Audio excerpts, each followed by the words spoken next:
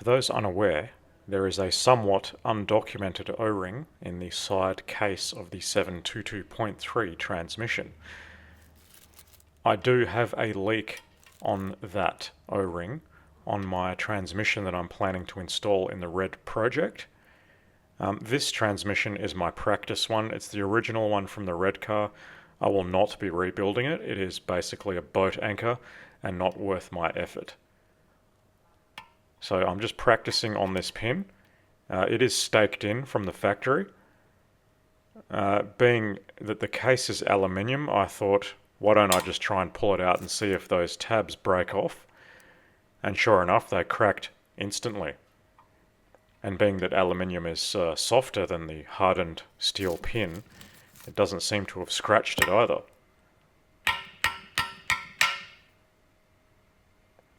Once I got it to break away and come out, I then tapped it back in just to get those bits of aluminium to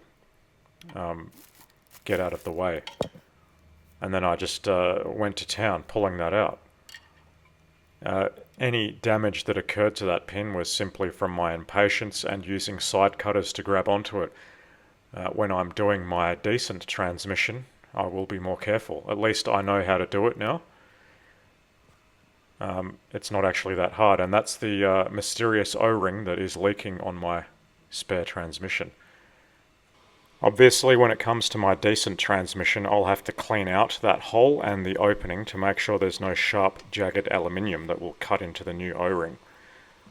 Once this pin is reinstalled in my decent transmission, I will attempt to stake it back in.